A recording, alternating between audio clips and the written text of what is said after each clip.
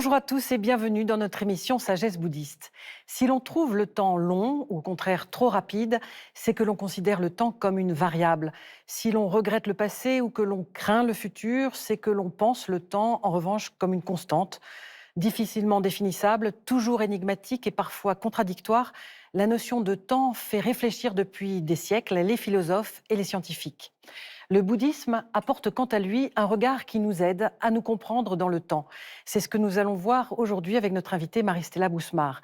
Nous verrons ainsi comment les bouddhistes définissent le temps, comment cette notion est une approche parfaite pour comprendre la vacuité, mais aussi l'interdépendance, et comment finalement méditer sur le temps peut aider à percevoir la sagesse bouddhiste. Nous avons le grand plaisir de recevoir Marie-Stella Bousmar. Bonjour Marie-Stella. Alors, vous enseignez le Dharma auprès du vénérable Dakpo Rinpoche dans le sud de la région parisienne. Vous en êtes l'interprète depuis de nombreuses années, depuis presque toujours. Vous avez été ordonné en 1997 dans la tradition Gelugpa. Vous êtes docteur en tibétain. Vous avez aussi étudié le japonais. Et puis, vous avez présidé l'Union bouddhiste de France il y a quelques années. Merci infiniment d'être avec nous sur ce plateau. Alors, est-ce qu'avant tout, Marie-Stella Bousmar, il est possible de définir le temps ? Le temps en tant que tel, certainement pas, d'autant plus que selon la philosophie bouddhiste, alors je vais simplifier un peu parce que même au sein des bouddhistes, il peut y avoir des opinions divergentes sur les différentes notions et en particulier sur les notions de temps. Et je vais plutôt me situer dans la perspective Madhyamika Prasangika. Et donc là, il est dit que, par définition, ce que l'on appelle temps, c'est juste une imputation, enfin une désignation, une dénomination, mais qu'il n'existe pas un temps dans l'absolu. Et déjà, un premier indice pour y réfléchir, c'est que pour pouvoir réfléchir en termes de temps, il faut préciser présent, futur ou passé. Et oui. Et alors, finalement, ce qui est important pour les bouddhistes, c'est l'une de ces trois notions. Alors, ce sont les trois, puisque les trois sont interdépendantes. Le but, c'est de permettre aux pratiquants d'obtenir la libération en développant la sagesse, comprenant la vacuité, le non-soi. Et la réflexion sur le temps, à ce point de vue-là, est extrêmement utile, puisqu'on ne peut même pas concevoir le temps en dehors de ce tiercé gagnant du passé, présent et futur, mais que l'un dépend de l'autre. C'est-à-dire, en fait, ce que nous expérimentons, c'est toujours dans l'instant présent. Mais c'est le résultat de ce que nous avons fait dans le passé. Et ce que nous faisons maintenant va modeler, va conditionner ce que nous allons expérimenter dans le futur. Donc, à un certain point de vue, les trois existent. Aucun des trois n'existe en soi.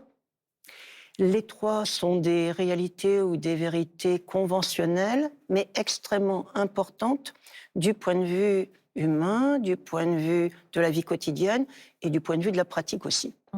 Alors justement, pour tout le monde, quand on pense bouddhisme, on pense que l'instant présent, c'est ce sur quoi il faut réfléchir, ce sur quoi il faut s'arrêter. Qu'est-ce que c'est l'instant présent ? L'instant présent est très fugitif. Voilà. Il ne dure qu'un instant, et un instant, c'est 1/64e de claquement de doigts. Et encore, on peut avoir des proportions plus petites que ça. Donc c'est tellement fugitif que c'est insaisissable. C'est là le paradoxe de notre vie, c'est que effectivement, nous vivons et nous ressentons les choses à l'instant présent, mais dès que nous y pensons, c'est déjà du passé. Et l'autre paradoxe, c'est que ce que nous expérimentons, c'est effectivement de l'instant présent, mais nos pensées sont très souvent tournées soit vers le passé, soit vers le futur, mais ce ne sont que des pensées. C'est-à-dire, là, il n'y a aucune réalité tangible. En revanche, c'est vrai qu'il y a un lien de causalité. Et c'est pour cela que, vous voyez, en fait, cette notion de temps nous amène à toutes les notions importantes du bouddhisme. L'impermanence, puisque l'instant présent est éminemment impermanent, que l'interdépendance, puisque les trois sont interconnectés, et la loi de causalité, puisque ce que nous allons vivre maintenant, ça dépend du passé, etc. Donc en fait, tout est vraiment relié, et cette réflexion sur le temps nous amène en fait à des réflexions sur énormément de notions, même toutes, les notions importantes et en particulier la notion de karma, puisque au fond, c'est vrai qu'il faut être dans l'instant présent, mais pour l'utiliser bien, de manière à préparer un bon avenir. Mmh. Mmh.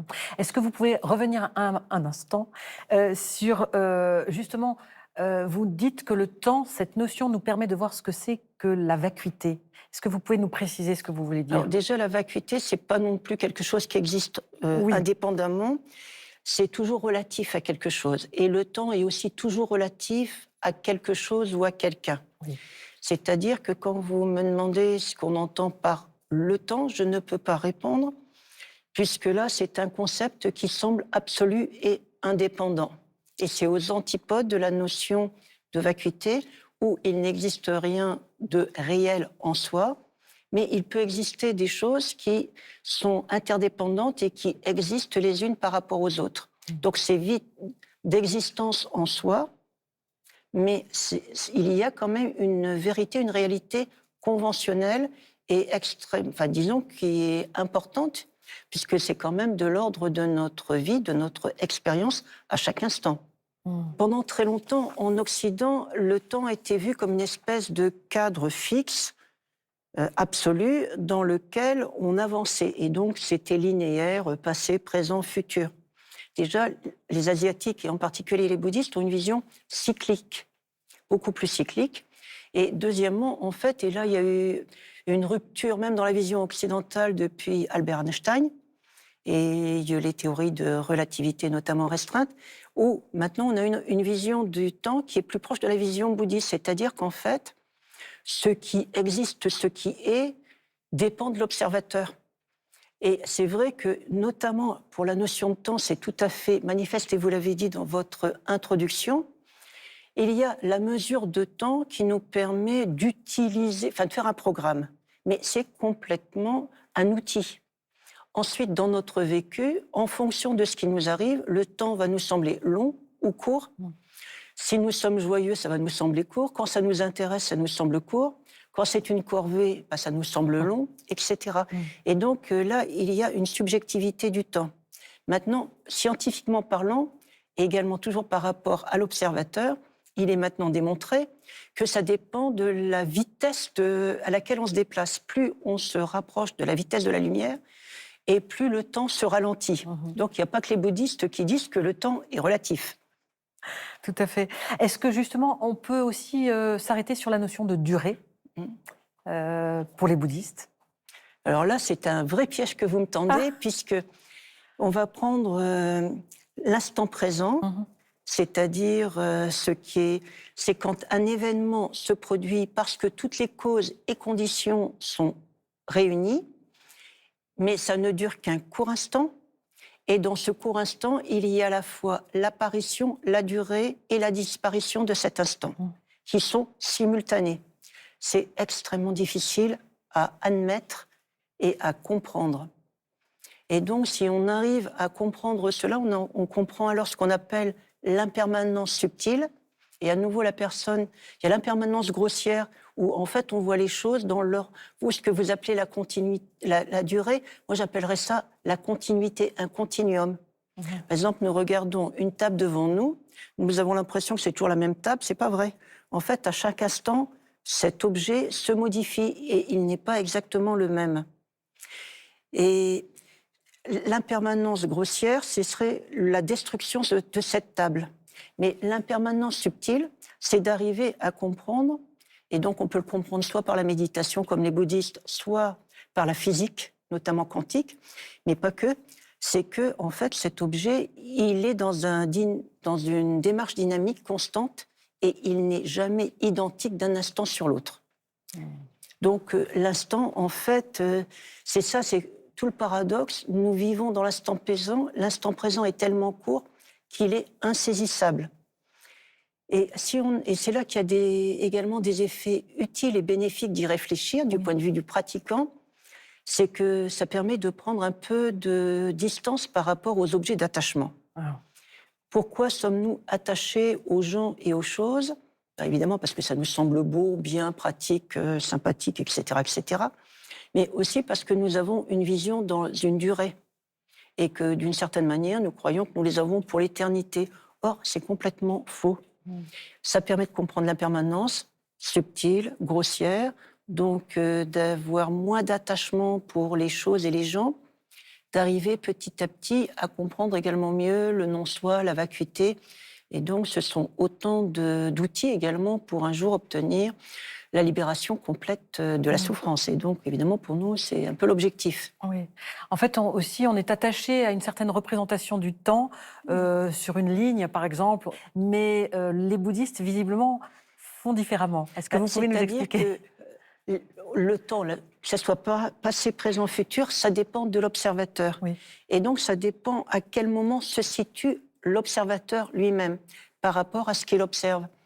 Mais maintenant, si on est logique, prenons, j'ai un livre devant moi.